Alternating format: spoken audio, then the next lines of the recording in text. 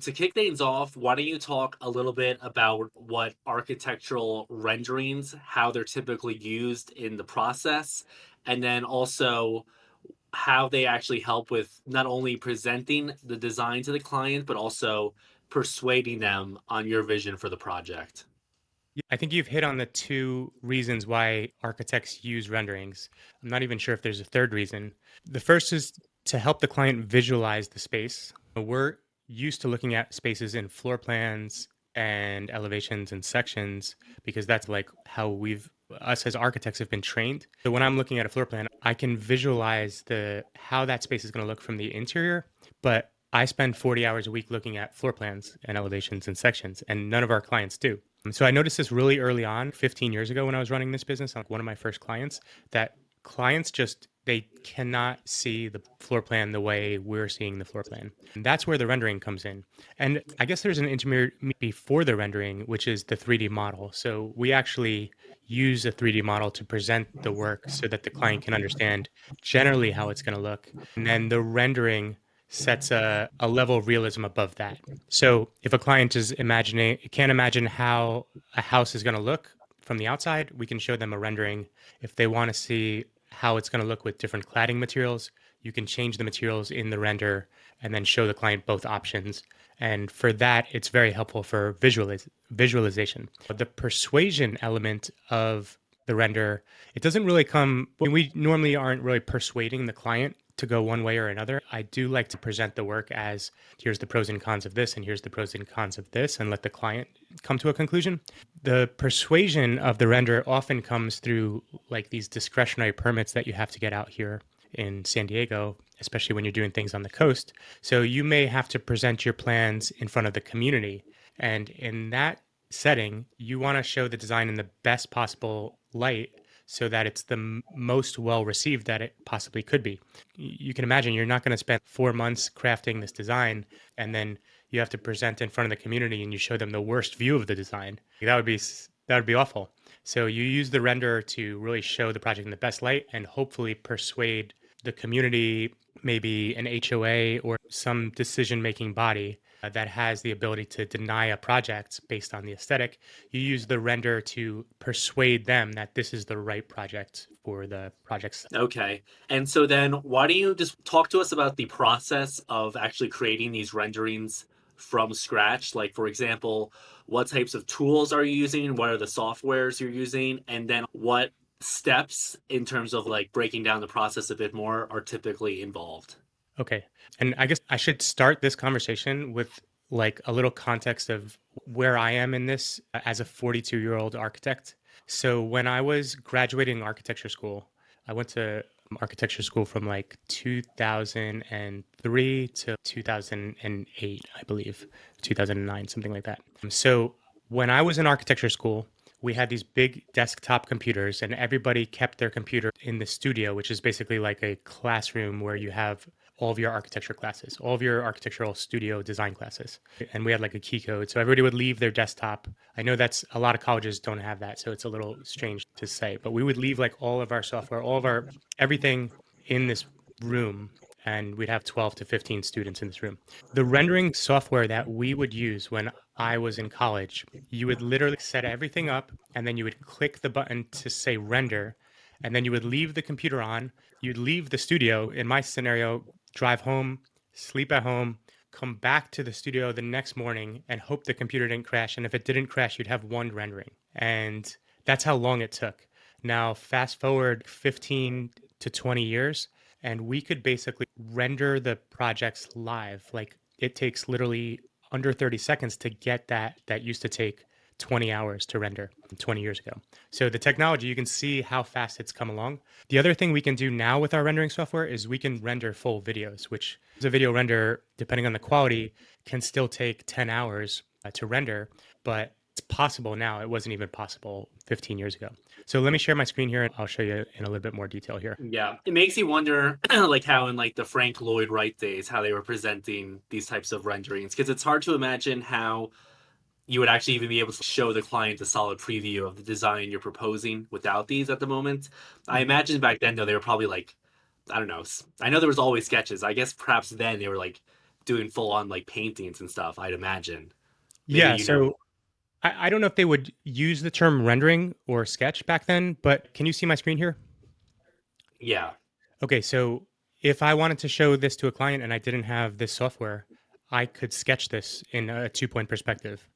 The architects coming out of school right now probably could not sketch this, but they could render it way better than I could render it. In fact, I would really struggle to even render this. That's how like the technology just wasn't it wasn't resolved when I was in college. So my rendering skills are really poor, but my hand drawing skills are good. And now you've gotten the inverse of that with the new graduating classes. Okay, so this right here, what you're looking at here, this is SketchUp. And we do all of our design work in this software. And then if I move over here, this is Lumion. So you see, I basically have the same perspective, but one looks like a cartoon and one looks like a photorealistic image where we can apply different materials. So if you look at this wall here, that is the material we're actually going to be using.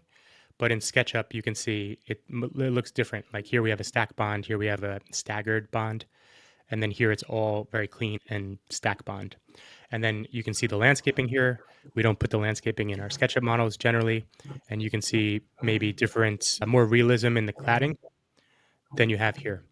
Now, another thing I want to show is as we're reviewing this with our clients, the SketchUp model is like it's a fully built out model. So I can go around the model, I can go inside the model, but we don't even have the bed in here. Now we do have a layer here I can turn on and the bed will pop up, but everything still looks very cartoony here.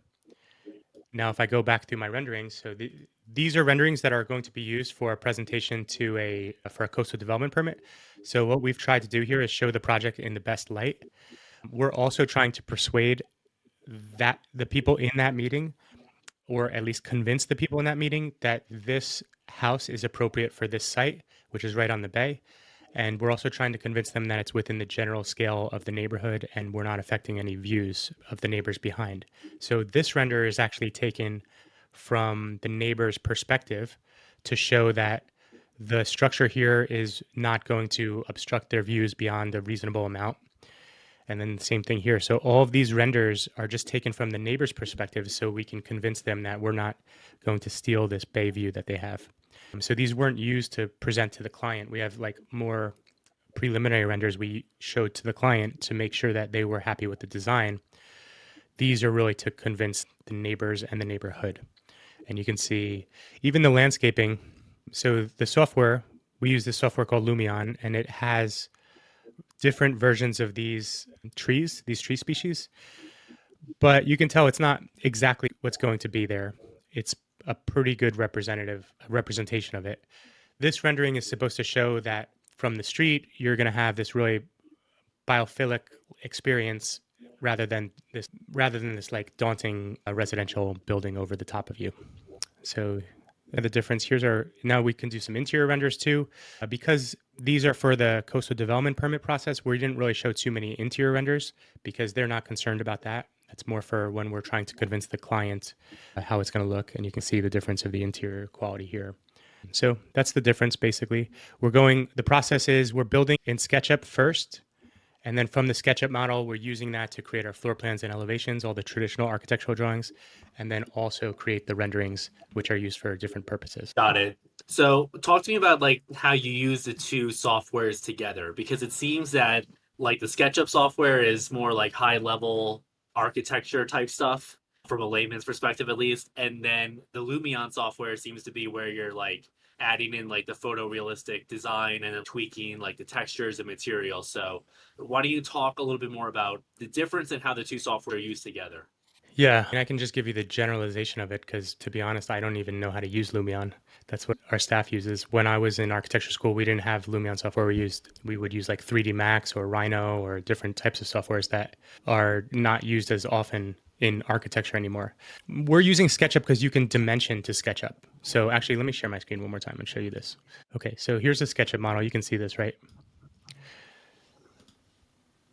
Yeah. So I can take the roof off here in the SketchUp model. I don't know why, but the layers are not working. But let's say I wanted to figure out exactly how big the building is. Well, the SketchUp model I can dimension everything. and there's like a real scale to this. But once I bring it into Lumion, and these are just JPEGs that are exported from Lumion, but there's no more dimensioning of this. So really, Lumion is just to make it look like a pretty picture, and SketchUp is a much more detailed software that allows us to layer on different types of different things. So I don't know why the layers are not working here in this model, but I could turn off like the whole earth. I could turn off, let me see if I could do this here. Yeah, the layers are not working right now. But we can toggle things on and off as needed, and then we can generate floor plans. So here, I'll just delete this one. You can see if I take the roof off, we actually have the whole floor plan built out here. Sometimes in a rendering, we may not even have any of these interiors in the model because a lot of times you don't see those things. Now, the challenge is you can't, let's say you've already rendered the model in Lumion, and then you decide, okay, I want to make this building a little bigger, so I want to change this. You can't do that in Lumion, so you have to go back to SketchUp, make the change, and then update Lumion. So it's a little bit of a like a one directional thing, if that makes sense. Got it. It does. Would you say this is creative part in the process? Because I know, for example, the process starts with the site analysis, and then you go on to the schematic design. I imagine is the floor plans and stuff like that. And then this part, I believe, obviously correct me if I'm wrong, is the design development part. So would you say this is the most creative and or fun part of the process, at least from your perspective, in terms of being able to be creative as you're developing the design for the home? Not really. So, like in the schematic design phase, we would determine where the buildings would be located on the site.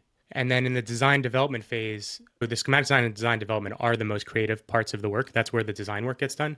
But the creative part for me is more of creating the spaces through different floor plans and different elevations. And then the rendering is more of a superficial phase where we're just applying materials, which is far less interesting to me than actually crafting spaces in between the walls. I had an architecture teacher say that like the medium architects use, like if you're a painter, your medium is paint. If you're a writer, your medium is writing. If you're an architect, your medium is negative space. So it's not the wall, it's the space between the walls. That's the medium. So I think that's the most creative part. In the back of your mind, you have to be thinking about what kind of materials are going to be there. As architecture is like a Rubik's cube, you can't just do the floor plan. You have to do the floor plan and the elevations, and you can't just do the elevations without also considering what the materials are going to be like to meet the client's needs for maybe durability or a certain aesthetic, or just in general how to build the thing. You have to be thinking about all these things at once. I think the rendering is more of a superficial stage, but it really pulls it all together. So it's important in that sense, but I wouldn't say it's the most creative. Got it. And then last question before we move on here. How much like the renderings, how much of it is like creative and you're just or whoever on the team is working on it is just like designing it in a moment. So for example, as they start the renderings, they don't even know how it's going to look out or look at the end of the day necessarily. Or based on all the schematic design and the floor plans, like how much of the design is already predetermined going into the renderings? You could say the whole thing is already designed before we go to the renderings, with maybe the exception of materials. But if we're talking about like a wood cladding, or if we're talking about something that has like a thickness, if you were to do like a very specific like metal cladding, you'd have to plan ahead. The design is basically all completed in SketchUp, and then we're just moving it into Lumion to in the materials to make them look more realistic. But that is the opportunity to experiment with different materials. The design is basically complete, but maybe we want to see, does this look better with stucco or vertical hardy siding? And we normally have that answer from just working with the SketchUp model because we are applying like cartoonish type materials to the SketchUp model. But ultimately, if the decision is between two or three or 10 different exterior materials, what we would do is we would bring it into Lumion, render those materials, and then present those 10 different options in photorealistic renders to the clients and explain the pros and cons. That's it. That's what I mean when I say it's like more of a superficial thing. Okay. Very interesting. Switching gears a bit now towards AI, artificial intelligence. We have to talk about it just because it seems like everyone's talking about it these days. In your view and in your experience running the studio, are you seeing the impacts of AI on the client work you're doing? So, for example, I know you are using them in the renderings, but then you've also mentioned how you're using it for code research, you're using it to do the financial planning and projections, especially for the multi ADU type projects. So, talk to me about some of the top ways you're using AI currently. Yeah, and I wouldn't say we're really using any of those right now, but we've experimented with using them. And I think the capability of AI is going to improve and ultimately get to a point where it's a lot easier to use. But I'll explain some of the limitations. So we use a software called Upcodes, which provides a digital format of all of the codes that we use, particularly like the state codes. So California Residential Code, California Building Code, and all those, they're in this paid software called Upcodes. Upcodes has an AI addition. And we've been experimenting with it to reasonable success, but you could basically into the software, hey, I'm designing this mixed use building and this is the occupancy and how many exits do I need for this building? And it'll scrape the code and then give you a paragraph about that. It's a really powerful tool because the code never gets any smaller. Like people don't go through the code and be like, let's throw out these 10 pages. It never happened. Every couple months, people go through the code and like, let's add another page here, let's add another page here. So if I was to stack up all of the codes that govern any building, if I printed them on 8.5 by 11, it would be over the ceiling in this room easily. Now to have this AI tool that can scrape all of those and come to some conclusion that we can then research and make sure is correct is very helpful. So from a code research perspective, I think that may be one of the first things that AI get right in our industry. Then the next thing is the rendering. SketchUp now has a new AI software or feature to the software. It could help you do some like in SketchUp rendering, which is interesting. We haven't really figured out how to use this yet. It's brand new, 6 months old. And if it continues to develop, we may be able to ditch Lumion and just work out everything in SketchUp, which would be a much more linear process. So that would be great. Also, you have to pay for all these softwares. So it would be great to just pay for one software. But also in terms of rendering, I don't think your Instagram feed is as much related to architecture as my Instagram feed, but I get bombarded with these new AI softwares where you can upload a screenshot of a SketchUp model and then just type in some text prompts and it'll re-render the whole thing in 10 seconds. The problem with that, we've experimented with one of those in particular, and the problem is the control is not there. So if I put a photo of a house I'm designing and I'm like, render this to be like a modern and minimalist aesthetic, and it does it, but then I'm like, man, I just want to change that like one window to be like something different. There's no way to get into that and control it at that level, which is important to do as an architect. Most likely because a lot of the control for this AI software is done with text prompts. So it can be difficult to explain using text prompts how to get into minutia of that. But I'm also seeing AI software on my Instagram feeds that can take you from a line drawing into a rendering. That would be super helpful if they could really make that work well, where you can take a material palette and then take a screenshot and then blend the two. Those things are really helpful when you're like talking about what the space could be. But then when you want to get to the next level of realism and you want to be like, this material is applied here, this material is applied here, this material is applied here, it just seems to be a little difficult to control at the moment. So hopefully within the next year or 2 years, they'll have that figured out and we can use it a little bit more often. And the third subject that you brought up was financial project planning. And this is something that I've found particularly interesting. We haven't really used this with our clients' projects yet, but we've been doing this to experiment with different options for our own self-funded development projects. So you can use like ChatGPT and you can enter in the criteria of a project like, hey, I own this lot, it's worth this much. This is how much my mortgage is. This is how much my interest is. I'm planning a project that's going to cost this much per square foot. Should I do it like this? Or should I do it like this? And when I finish the project, this is what I'm going to do to, as an exit plan, refinance or hold or sell. And what could take hours on a spreadsheet that you'd have to build from scratch, or like ChatGPT can push that out really quickly. And you got to be careful because it's only as accurate as the information you give it, but it can come to some conclusions in 1 minute, which just speeds up the process. And then you can iterate the design, at least on paper. You can say, okay, what if it's a 500 square foot home? Plug that in, it'll spit out an answer. Okay, what if it's two 500 square foot homes, type of thing. So I think that is very close to becoming, I think it's already a great tool. It'll get better as we go forward, but that's something that most people planning a project could start to work on. Let me give you another example. Let's say you're considering doing a 500 square foot addition to your home. Type in all the criteria. How much is your home worth? How much is your loan? What's your interest rate on your mortgage? How much you're expecting to pay for the construction? How much you're expecting to pay for the soft costs? Is this a good investment? Type that into ChatGPT, it'll give you an answer.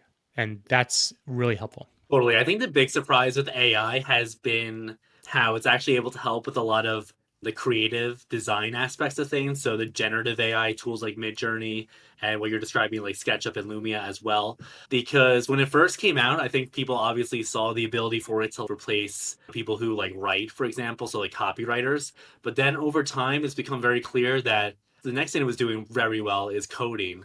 Now there's a bunch of people, it's called vibe coding. I'm not sure if you're familiar with this, but it's basically people using these AI LLMs to write code for applications, but they can't even read the code. So, for example, one of my friends right now is writing this like application in Python, even though he doesn't know Python, just because he's able to chat these AI LLMs and basically tell it what to do. It writes a code and he reviews it based on like its output and then revises accordingly. So people are now coding even though they don't know how to code technically. I know you've used Midjourney as well for the generative AI stuff. It Mhm. can be, I was using that too.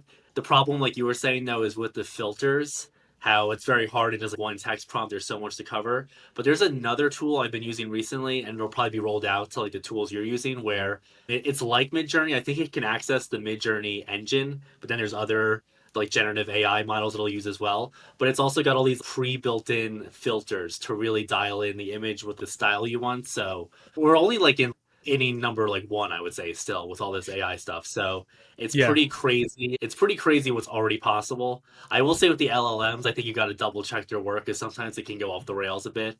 But an easy way to do that is just to run it against another, like the Google Gemini or Claude, and have it check its work basically. So that's something people are doing. Looking ahead, how do you see this playing out? No one knows what's going to happen. So it's important to be humble, I would say. But where do you see AI making the biggest impact in the industry going forward? Is it going to be more improvements in the renderings? Is it going to be the technical drawings, the permitting, the engineering, perhaps? Like, where do you see the big opportunity for AI to transform the way you even approach your work? Yeah, I was like thinking about this a lot last night because I knew we were going to have this conversation. I think there's a couple things we do know. We do know that this is not going to stop. It's going to improve, and it's going to improve at an exponential rate. If we were to have this same conversation a year from now, I think it would be a completely different conversation. And if we were to have this conversation 10 years from now, I think the what we're talking about here wouldn't even make sense 10 years from now. And the other thing that I think has to be a truth is you can either fight against this technology or you can work with the technology. You have to make a decision at some point. And somewhere along the line, there were people who didn't want to adapt to CAD software. And that's now pervasive in the industry. There are people who wanted to stick to hand drawing. So you have to use this technology as a tool. I think the first place where this will become the most usable is with the rendering software because I think that's almost like the lowest hanging fruit. Renders don't have to be super accurate, so there's room for error or forgiveness in those renders. If it gets the wood cladding the wrong stain color, nobody cares. Nobody really builds off a rendering, so the level of accuracy is not critical on a rendering. The accuracy has to be done in the technical drawings, and that's still a lot of work. Even when we shifted from hand drawing to computer aided drafting, CAD software, it didn't really make drawing any faster. All it allowed for was faster revisions to the drawings because you don't have to erase and redraw over. If AI can help you get to a faster technical drawing, like the floor plan elevation sections, site plans, that would be super helpful because that's where we really spend a lot of our time as architects is just making sure the technical drawings are accurate. So I guess if I could say, hey, give me a floor plan for a 3 bedroom, 2 bath home on 25-foot wide by 140-foot deep lot, and then it would spit that out. And then somehow I could tell it to modify that floor plan until I craft something that I like. That would be a huge leap in the technology. I think everybody would have to adopt AI technology at that point. It's basically the process we're doing right now by hand. So we have a given site and we know the program from the client, what they're looking to do. And then we draw the floor plan and then we evaluate the floor plan and redraw the floor plan until we get it right. So if AI can help do that, what takes us 40 hours could be done in 4 minutes, and that would be huge. Maybe even at some point, the client would be able to do this without the architect. I don't know how far we are away from that happening. One of the things the architects should be doing now that AI is probably pretty far away from doing is as you're drawing the floor plan, you're considering how it's actually going to be built. So I can draw a floor plan without considering how it's going to be built, and that would be a very expensive floor plan. Like to you'd be very expensive when you got to the construction phase. So I think that level of understanding is probably the next step. It'll get there eventually. I guess that brings us to like engineering. So if I can upload the floor plan into AI software and it can tell me the exact joist size, the exact beam size, and then spit out a structural set of drawings, that would be crazy. I guess it just comes down to at that point, then who takes the liability for the design? Because that's a big thing in our industry. Like when I draw a plan as an architect, I'm liable for it. If AI draws the floor plan, I'm still liable for it. So the architect still has to double check. When I hire a structural engineer, they assume the liability for the structural design, and then I'm responsible to my client for the design. If I was to have AI do the energy calcs, the structural drawings, and the civil drawings, and I would be responsible for the whole thing. So there's a real world element of liability and who's responsible for it. I don't know how that would pan out. And the municipal codes require somebody to be liable for a lot of these things. So I'm not sure. The one thing I'm hoping AI does quickly, as fast as possible, is I hope it replaces the plan check process, which is part of our permitting. Man, I would love for that to happen like today because every time we submit a set of plans to the building department to get a permit, they get plan checked by humans. And oftentimes we see different interpretations of a code. So if one employee reviews the drawings at the development services department, you're likely to get one interpretation, but then you get the person sitting next to them at the desk who review a similar project. They have a completely different interpretation. And that ends up being very frustrating and also it takes a long time and it takes a lot of paperwork and a lot of money to get through this plan check process. So the one thing I would welcome with open arms is that the plan check process be replaced by AI.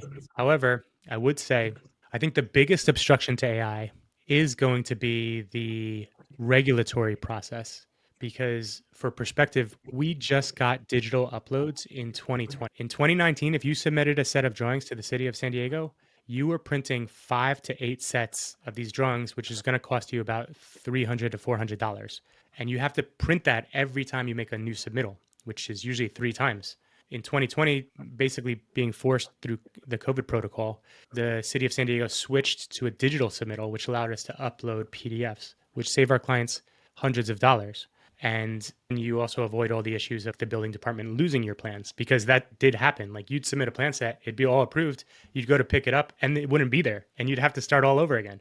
So it has been resolved now with the digital upload.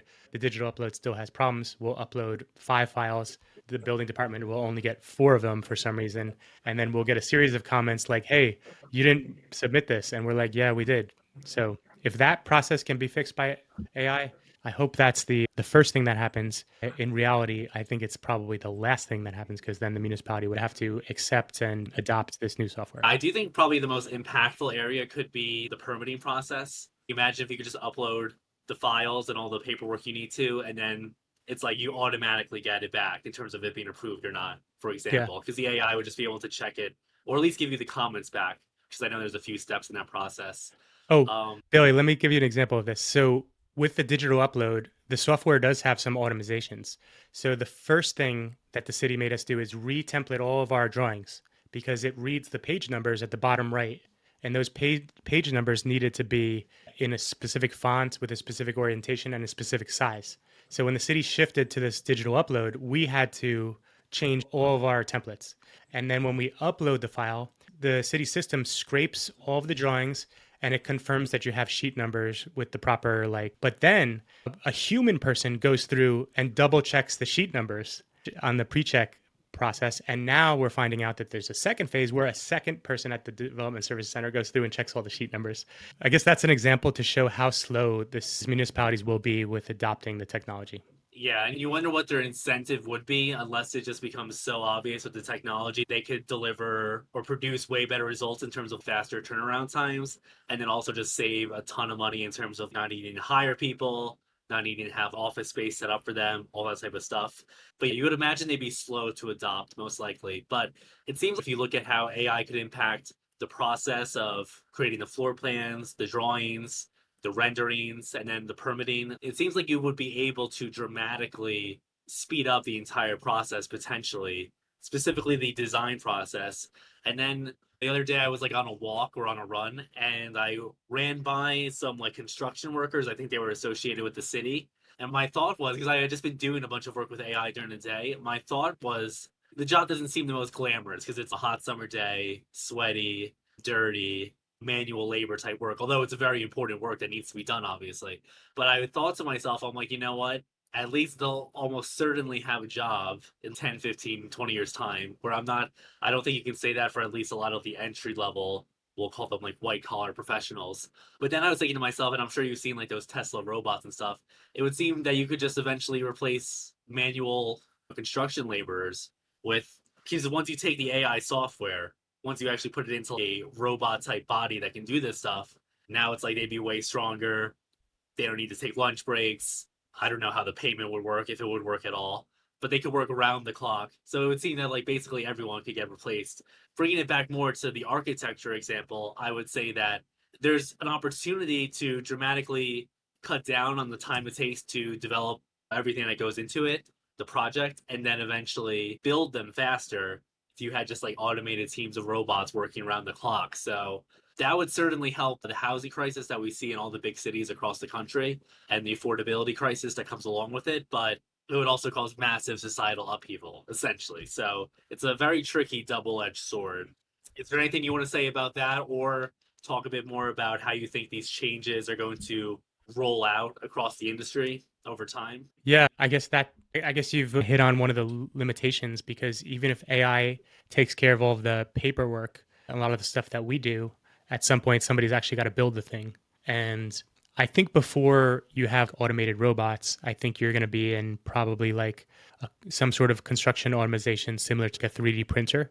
They already have these like big concrete 3D printers that can go around and print a home in concrete. Have you seen these things? No, I am not. So a truck can show up, drop a giant like basically tripod you could say, and then the tripod has like an arm that can swivel. It can like squirt out like a designated amount of concrete and it just goes around like a 3D printer and it'll just layer up the concrete. You can basically build an entire home like that now. So I think that's the first step of the automation in construction. And I guess you would use AI to generate like the design and the drawings, and then from that you'd send the file to the concrete printer, and then you'd print it on site. They're already printing homes like this. There's some challenges with that. You don't have smooth walls. You have these like walls with lines, and it does look cool. But if you wanted those walls to be smooth, you got to send real human in to trowel all the walls smooth. And then you can't like 3D print all the electrical, so you still have the electrician working, running all the wires. You can't like 3D print an HVAC system. You still got to buy it from another company, have the guy have it shipped to the site, and have the HVAC guy install that. So those are some real world limitations. I think one of the things that architects talk about a lot is the skepticism whether the AI will be able to replicate the artistry of the work. There's also another argument, is the artistry of architecture even needed, or do we just need more utilitarian homes? Like if you were to talk about, look at this, like is an awesome image generating software, and the quality of it is so good, but has that already replaced acrylic painters? I've heard people say that it won't necessarily replace designers, which could encompass lots of different professions, but people have said it won't replace necessarily, but the role will shift from you being the one who creates design in your head from scratch and then puts it into whatever medium it is, to you becoming more like someone who works at a museum and is curating the proposed designs for clients based on you generating very quickly hundreds, if not thousands, of different variations. So that's how people have hypothesized it could shift. But I think a lot of it obviously is just speculation for now. I think if you look at all of the artistic trades that will be affected by AI, I think architecture is one that will take the longest because maybe you can say that painters right now are obsolete in comparison to what AI could do. I'm ignoring the whole like artist's role in injecting emotion into their work, but I can have, my mom's an acrylic painter and it takes her like hours and hours, like 40 hours to do one painting, and I can generate a really cool painting in 30 seconds on Midjourney. And then if I don't like it, I can just revise it until I get it exactly the way I want it. And then take a look at music. Well, I can go create a new Guns N' Roses song right now with some of this AI software.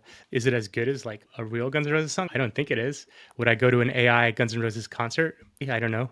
If there were holograms on stage, maybe. And look at acting. I think AI is going to change the way they do a lot of the special effects. So I think those things are right around the corner.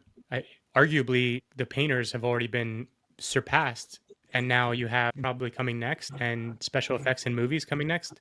But architecture is has the creative element that those three things have, but then you have the, what would you call it, like the regulatory element of getting it past the code, and then you have the real world element of getting it built. So I think that's the limitation of it in our industry at the moment. And how fast will that happen? Faster than we expect. That's why I'm thinking 10 years, like it's going to look totally different. It's already played out much faster than anyone expected. So I think that's certainly the trend we're on pace for. Is there anything you want to say in terms of wrapping up the conversation here? Are you optimistic about the impacts of AI? Are you concerned? Maybe a little bit of both. What are your feelings as of this moment? I think I'm pretty optimistic about it because I look at it as another tool. I don't think there's any benefit of being pessimistic about it because it's inevitable. It will be here, and we don't 100% know how it will affect everything, but it'll be here before you know it. So I guess maybe I'm an optimist because I'm looking forward to seeing how this will affect our industry and how this can improve our projects. Totally. I agree. All right. I think that's a good place to leave it for sure. Thank you for watching, everyone. We appreciate it. Make sure to like the video, subscribe, and obviously, if you need to talk to Sean about any project going on in San Diego or even Southern California or beyond, definitely feel free to reach out. There's a bunch of information in the description of the video with lots of helpful links.